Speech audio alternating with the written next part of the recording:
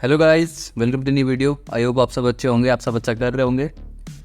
Last lecture में हमने binary search को देखा था, बाइनरी सर्च को सॉल्व किया था। अगर आपने वो वीडियो नहीं देखा है तो जाकर देख लेना।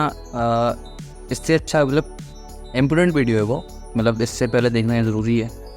अगर नहीं देखा तो लिंक डिस्क्रिप्शन में प्रोवाइड कर दूंगा, आप जाके चेकआउट कर लेना, ठीक है, कोई दिक्कत नहीं है। आज लोअर बाउंड प्रॉब्लम को हम सॉल्व करेंगे, इसकी अप्रोचेस देखेंगे, क्वेश्चन को समझेंगे और टाइम कॉम्प्लेक्सिटी, स्पेस कॉम्प्लेक्सिटी को भी देख लेंगे, ठीक है।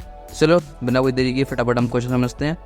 हमको एरे दे रखा होगा, सॉर्टेड एरे दे रखा है, ठीक है, 1 2 2 3 4 और ये इंडेक्सेस लिखे हुए हैं मैंने ऊपर। अब हमको टारगेट दे रखा है 2, हमको जो टारगेट है उसका लोअर बाउंड फाइंड आउट करना है, ठीक है, ठीक है। तो होता क्या है लोअर बाउंड, पहले वो समझना पड़ेगा ना। तो लोअर बाउंड ऐसी वैल्यू एरे में जो हमारे टारगेट से ग्रेटर और इक्वल रहे, ऐसी सबसे छोटी वैल्यू एरे में। क्या होता है, एरे में ऐसी वैल्यू जो सबसे छोटी हो, मतलब ऐसी सबसे छोटी वैल्यू जो कि टारगेट से तो बड़ी हो, टारगेट से बड़ी या फिर इक्वल हो सकती है, एरे में सबसे छोटी वैल्यू वही, ठीक है। जैसे कि देखो टारगेट हमारा 2 है, एरे में हम देखेंगे 1 तो हमारा स्मॉलर है ना, लेकिन 2 हम देखेंगे तो उससे ग्रेटर और इक्वल अगर हम कंडीशन चेक करेंगे तो ट्रू हो जाएगी हमारी कंडीशन, है ना, क्योंकि इक्वल है तो ये हमारा आंसर हो जाएगा। इसका हमको इंडेक्स रिटर्न करना है तो हम इसमें 1 रिटर्न कर देंगे ना, इसके लिए क्या आंसर हो जाएगा 1, ठीक है। अब मान लेते हैं टारगेट हमारा क्या है, टारगेट हमारा है 5, टारगेट हमारा 5 है। टारगेट अगर हमारा 5 है तो एरे में कौन सा वैल्यू उसमें उसके स्मॉलर और उससे ग्रेटर है, उससे ग्रेटर तो कोई वैल्यू है ही नहीं है, इसमें सारे स्मॉलर हैं। अगर ऐसी कोई कंडीशन आती है कि उसमें एरे में एग्जिस्ट ही नहीं करता है, कोई ऐसी कोई कंडीशन आती है तो हम क्या करेंगे, साइज ऑफ एरे मतलब 5 ही रिटर्न कर देंगे। मतलब एरे का साइज कितना है, 5 है ना, इसका एरे का साइज 5 है तो हम 5 रिटर्न करना है, ठीक है। अगर मान लेते टारगेट 6 होता तो अभी हम 5 ही रिटर्न करते क्योंकि एरे का साइज 5, ठीक है, ठीक है। अब मान लेते हैं टारगेट हमारा क्या है 0, टारगेट 0 है, टारगेट 0 है, वो तो इधर है, टारगेट 0 इधर। अब सब मतलब सॉरी 0 इधर हो सकता था अगर हम ऑर्डर में देंगे, सबसे पहली ग्रेटर वैल्यू और इक्वल वैल्यू, मतलब ग्रेटर इक्वल कंडीशन कहाँ ट्रू होगी, सबसे पहले कौन सा एलिमेंट मिलेगा 1, इसका इंडेक्स क्या है 0, तो 0 रिटर्न करेंगे, है ना। समझ में आ गया, क्वेश्चन समझ में आ गया होगा, ठीक है। हम बताओ भाई टारगेट 3 की वैल्यू क्या होगी, टारगेट अगर 3 होगा तो क्या आंसर आना चाहिए, ऑब्वियसली यही आएगा, है ना। इसके लिए भी 3 ही रिटर्न हो जाएगा, ठीक है। अब क्वेश्चन तो समझ में आ गया होगा। अब देखते हैं इसको करेंगे कैसे, वो देखते हैं हम, ठीक है।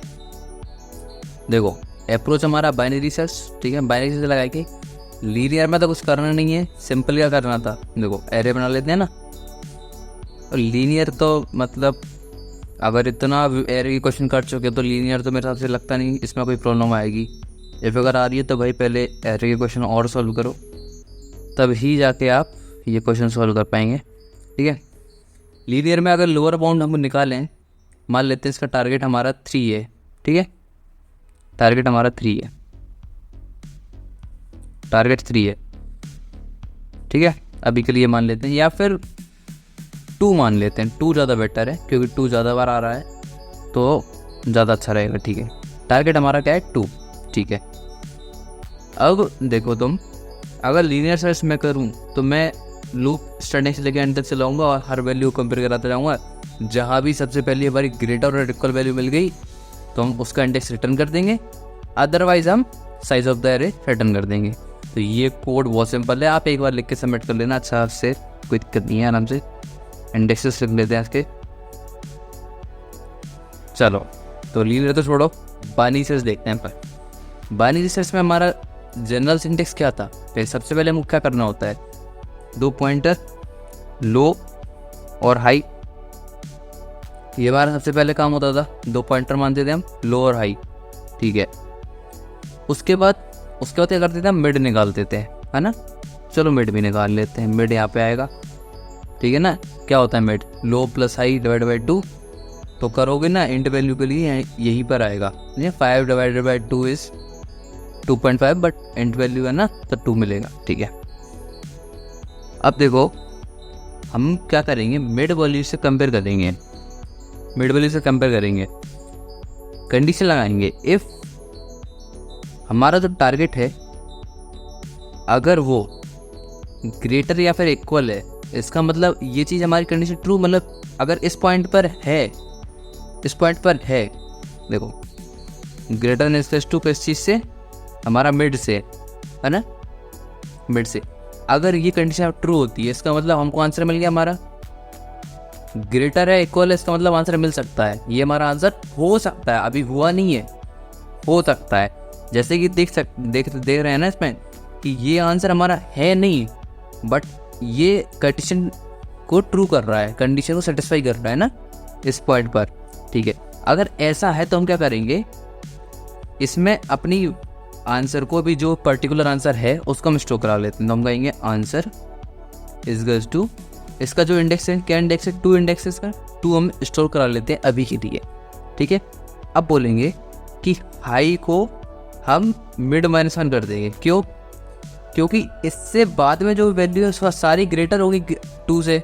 तो हमको क्या चाहिए था, सबसे स्मॉलेस्ट वैल्यू जो कि टारगेट से ग्रेटर या फिर इक्वल हो। वो एक तो हमको मिल ही गया, तो उसके राइट में जाने का कोई मतलब नहीं है। तो राइट वाले को हम क्या कर देते हैं, ये पूरे को हम एलिमिनेट कर देते हैं, हटाओ, ठीक है। अब लो यहाँ पर है, हाई यहाँ पर है। अब मिड क्या निकलेगा हमारा, अब मिड क्या मिलेगा, अब नया मिड यहाँ पर आएगा, 0 + 1 डिवाइड बाई 2, ऑब्वियसली 0 ही आएगा, ठीक है। तो मिड हमारा नया ये आ गया। अब हम चेक करते हैं कि क्या ये ग्रेटर इक्वल मिड से है, नहीं है, तो एल्स पार्ट में आएंगे। एल्स मतलब अपना स्मॉलर, अगर ये स्मॉलर है तो इसके मतलब जो भी लेफ्ट में जितने भी होंगे सारे स्मॉलर होंगे, तो उनमें चेक करने का कोई मतलब नहीं। तो हम लेफ्ट हाफ को इस पर एलिमिनेट कर देंगे, है ना, लेफ्ट पार्ट को एलिमिनेट कर देंगे। और क्या करेंगे, लो इज गज टू मिड +1, लो और मिड एक ही जगह पे है, तो मिड एक आगे, लो एक आगे बढ़ जाएगा, ठीक है। तो इसमें हम कहेंगे लो इज गज टू मिड +1 कर देना। और इसमें हमको क्या करना था, यहाँ पर हम कर रहे थे हाई इज गज टू मिड -1, ये चीज़ कर रहे थे ना, ठीक है। लिख नहीं पाए थे तो लिख लिया। अब मिड यहाँ से हट के यहाँ आ जाएगा, ठीक है, मिड नहीं, लो यहाँ पर आ जाएगा, ये यहाँ से हट के। अब मिड निकालेंगे तो यहाँ पर ही पॉइंट करेगा मिड भी, लो यहाँ पर है, हाई यहाँ पर है, तो मिड भी यहीं पॉइंट करेगा, ठीक है। अब हम चेक करेंगे क्या ये वैल्यू जो है वो ग्रेटर इक्वल है, हाँ ये वाली कंडीशन को सेटिस्फाई कर रही है, ठीक है। तो आंसर में नया वैल्यू अपडेट कर दो, मिड जो इंडेक्स क्या है 1, इधर नया अपडेट हो जाएगा, 1 आ जाएगा, इधर 2 की जगह 1 आ गया, ठीक। हाई इसका टू मिड -1, हाई हमारा यहाँ से हट के यहाँ आ जाएगा, इस पॉइंट पे, हाई इस पॉइंट पे जाएगा। अब देखो लो और हाई क्रॉस कर गए एक दूसरे को क्रॉस कर गए, तो हमारा लूप टर्मिनेशन के बाद हम करेंगे अपना आंसर को रिटर्न कर देंगे। अप्रोच समझ में आ गई होगी ना, ठीक है। तो अब क्या करना है कि एक आध बढ़िया सा एरे बनाओ और कोई भी रैंडम टारगेट लो अपने मन से और उसको सॉल्व करने की कोशिश करो, ठीक है। कोड देखते हैं अपन, तो छोटा सा कोड रहेगा, ज़्यादा ताम था हमारा कोड हैवी नहीं ना, छोटा सा कोड है, चलो देख लेते हैं। देखो इंट लो हमारा, लो को 0, ठीक है। हाई को कहाँ रखना था, n-1 पर, ठीक है। एक हम आंसर लिख लेते हैं, आंसर में हम वैल्यू क्या दे देते हैं, आंसर में हम इनिशियली वैल्यू दे देते हैं n, क्योंकि हमको पता है अगर उसमें एग्जिस्ट नहीं करेगा तो हमको उसका साइज रिटर्न करना है, तो हमने आंसर में n वैल्यू दे दी अभी इनिशियली, ठीक है। हमने कहा वाइल लूप चलाना था, वाइल जब तक low smaller than equals to high है तब तक चलाएंगे, ये चीज़ तो सिंपल थी, ठीक है। इसके बाद क्या करना था, मिड निकाल देते हैं हम अपना, ठीक है। तो int mid equals to low plus high divide by 2, ठीक है। मिड निकल गया, मिड निकलने वाले थे हम क्या करते थे, दो कंडीशन थी हमारी, ये दोनों कंडीशन थी ना, एक ये एक ये दो हमारी कंडीशंस थी, है ना। तो सबसे पहले इफ किस चीज़ को, टारगेट को, ना, if target smaller than equals to array का मिड। एक बड़ी गलती हो गई है ना, क्या, क्योंकि हमने ये गलत लिख दिया है। यहाँ पर क्या होना चाहिए था, स्मॉलर देन इसका होना चाहिए ना। देखो क्या मतलब हुआ हमारा, कि अगर हमारा जो एरे के मिड हैं अगर वो ग्रेटर मिलना चाहिए ना, एरे का मिड मतलब हमको ये एलिमेंट ग्रेटर मिलना चाहिए ना टारगेट से, वो चीज़ हमको फाइंड आउट करनी थी ना, है ना। ये गलती थी मेरे में, ठीक है। तो छोटी मोटी गलती होती रहती है, कोई दिक्कत नहीं है वैसे इससे। तो ये हमने अपनी गलती सुधार ली। इसके बाद हम आंसर में मिड इंडेक्स को स्टोर कर लेंगे और high equals to mid -1। If अगर आपको लगता है तो मैं एक और वीडियो बना दूंगा, अगर आप इससे सेटिस्फाइड है तो कोई दिक्कत नहीं है वैसे। एल्स पे क्या करना था हमको, लो इक्वल्स टू मिड +1, तो लो इक्वल्स टू मिड +1, ठीक है। ये एल्स पार्ट हो गया, व्हाइल लूप खत्म। आखिर में जाके हम क्या करेंगे, रिटर्न जो भी हमारे आंसर में रिटर्न स्टोर होगा वो हम रिटर्न कर देंगे। यही हमारा कोड था, सिंपल सा, ठीक है। अब इसकी टाइम कॉम्प्लेक्सिटी, स्पेस कॉम्प्लेक्सिटी को समझो। उससे पहले चलो मैं ये वाली कंडीशन को थोड़ा सा और एलेबोरेट कर देता हूँ। देखो हम क्या इस एरिया में क्या ढूंढ रहे थे, 2 को ढूंढ रहे थे। सबसे पहले हमको क्या मिला था, 2 मिला था, टारगेट हमारा 2 था। अगर ये वाला एलिमेंट हमारा टारगेट से ग्रेटर या फिर इक्वल होगा तभी ना हम राइट हाफ मतलब राइट पार्ट को हम एलिमिनेट कर पाएंगे ना। तो एरे का जो हमारा एरे का मिड था ना, ये चीज़ एरे का मिड, ये चीज़ अगर जब ग्रेटर होगी, ये चीज़ ग्रेटर होनी चाहिए ना और इक्वल होनी चाहिए। जब ये चीज़ ग्रेटर हो या फिर इक्वल होगी टारगेट से, तब हम राइट वाले पार्ट को एलिमिनेट कर देंगे। अब समझ में आ गया ना, ठीक है। एलिमिनेट करने के बाद हम क्या करेंगे, आंसर को स्टोर कर लेंगे और हाई को मिड -1 कर देंगे, ये एलिमिनेट हो गया राइट वाला पार्ट।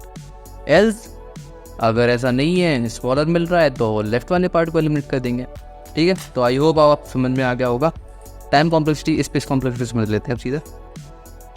व्हाइल लूप कहाँ से कहाँ तक क्या, जब तक लो स्मॉलर देन हाई है, ठीक है।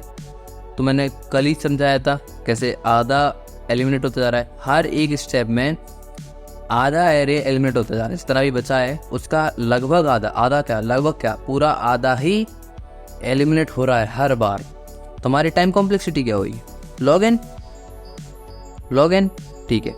स्पेस कॉम्प्लेक्सिटी, कोई एक्स्ट्रा स्पेस लिया नहीं लिया, कांस्टेंट, ठीक है।